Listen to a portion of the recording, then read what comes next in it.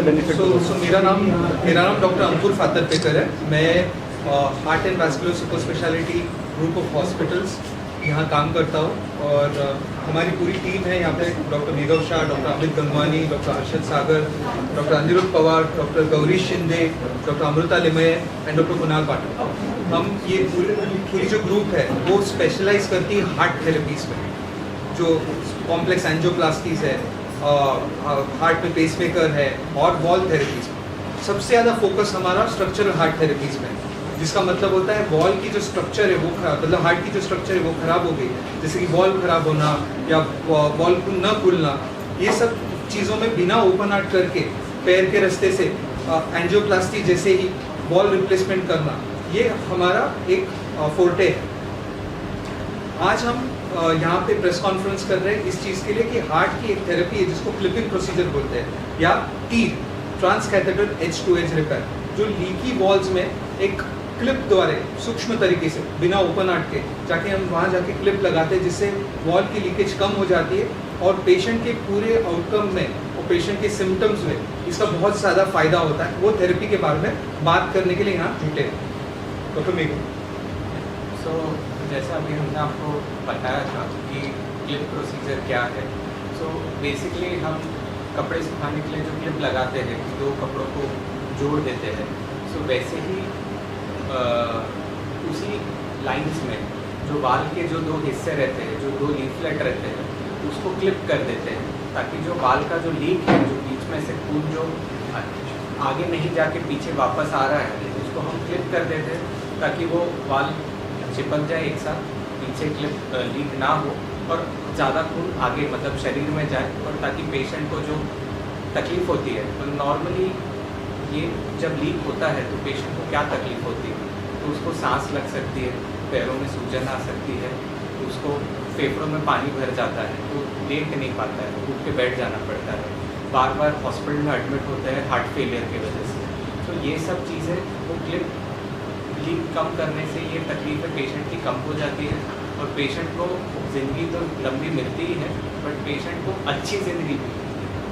Sir किसी भी patient के लिए ये सिनेरियो कब बनता है, ये जब जो आप बता रहे हो कि डिस्टेंस हो जाता है, ये कब होता है? सो ये थेरेपी सारे माइट्रल वॉल लीक्स के लिए नहीं है और ये थेरेपी सारे वॉल इश्यूज़ के लिए नहीं है। मतलब दो ही तरीके के वॉल प्रॉब्लम्स में ये क्लिप अभी तक हम यूज़ करते हैं। एक तो वॉल का प्राइमरी प्रॉब्लम, जिसको प्राइमरी माइट्रल रिवेजिटेशन बोलते हैं, तो वॉल मसल का वीकनेस से वॉल अगर बंद नहीं हो रहा है तो उससे लीक है।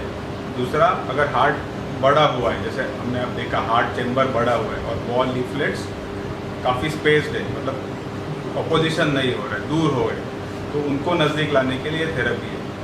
और दूसरा पॉइंट मैं बताना चाहूँगा कि ये सारे पेशेंट्स के लिए नहीं है। पहला लाइन ऑफ ट्रीटमेंट है सर्जिकल।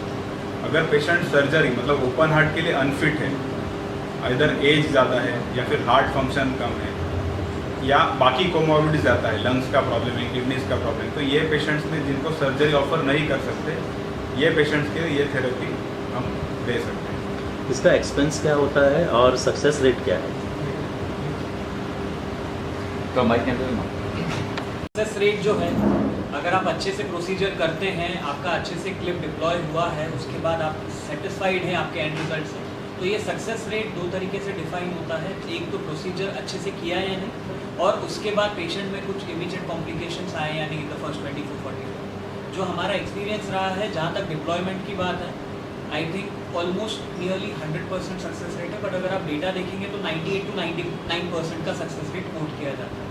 उसके बाद पेशेंट को 2 से 3 दिन आईसीयू में जो स्टेबलाइज करने के लिए डॉक्टर कुणाल ने भी जो आपको बताया, उस पॉइंट ऑफ व्यू से we have had 1 or 2 patients who have not made through, but more और लेस अगर आपका प्रोसीजर सक्सेसफुल है और आपका आईसीयू मैनेजमेंट अच्छा है, these patients usually go.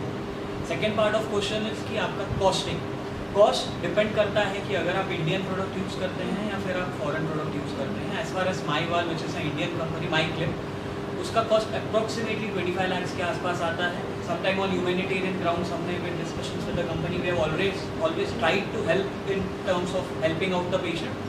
As far as foreign valves are concerned, the cost may go somewhere around 30 to 35 lakhs as per now.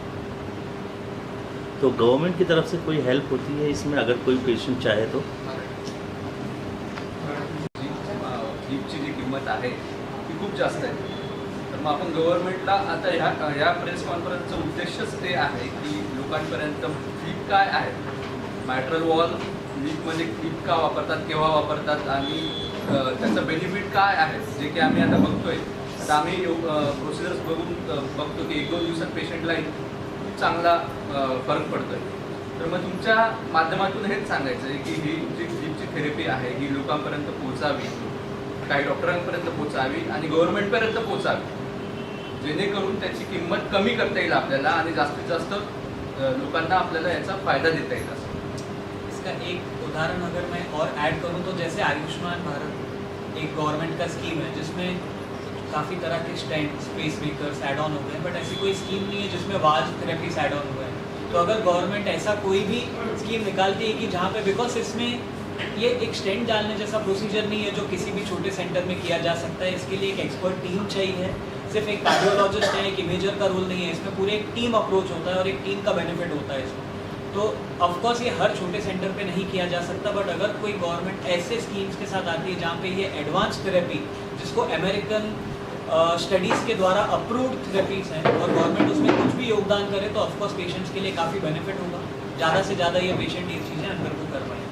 Company की किंमत केव्हा कमी करेल, जेव्हा त्यांचे नंबर्स वाढतील, जेव्हा त्यांना थोडं गव्हर्नमेंटकडून थोडंफार फंडिंग होईल तर ते किंमत कमी होईल. आणि अजून कंपनी जर का आली तर कॉस्ट कमी होणार. पहिले कसं होतं की स्टेटची किंमत लाख जास्त होती, नंतर 2 कंपन्या आल्या, 10 कंपन्या आल्या, 20 कंपन्या.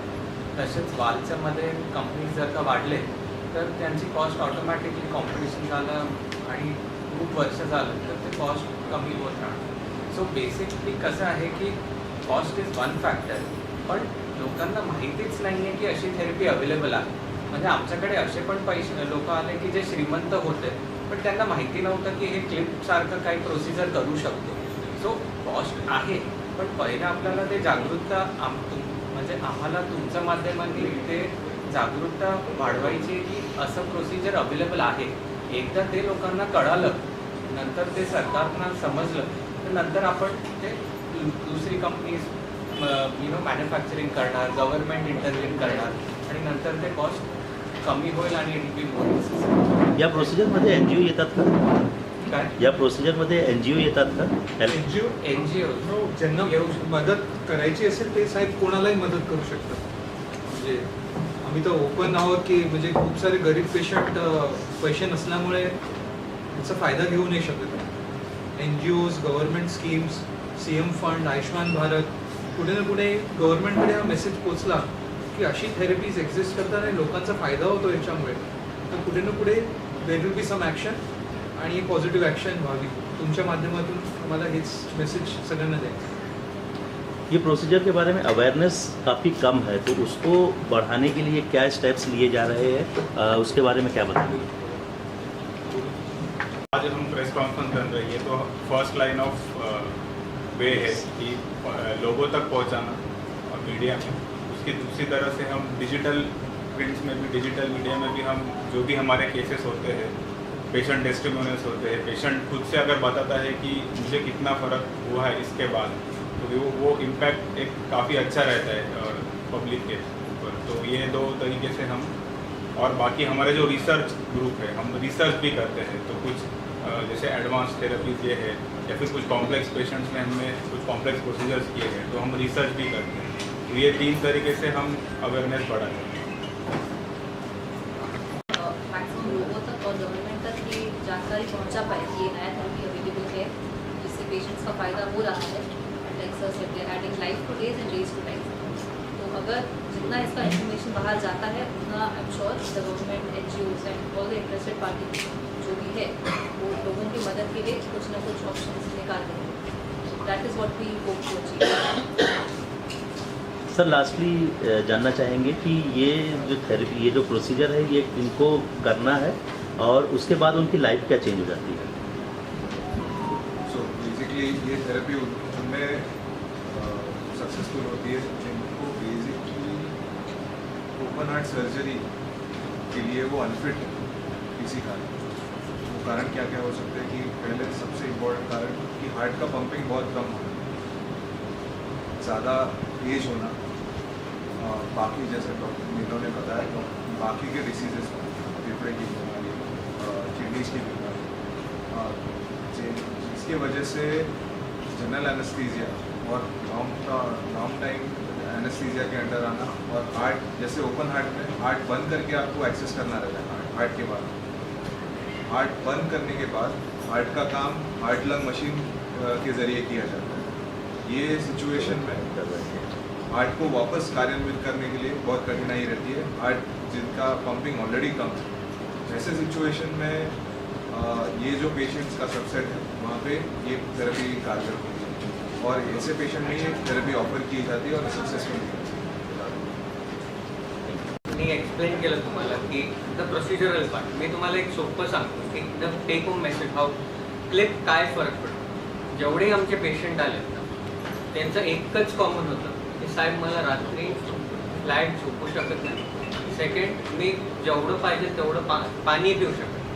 या लोकांना वॉटर रेस्ट्रिक्शन असतं before the clip and during the therapy and they cannot life life absolutely.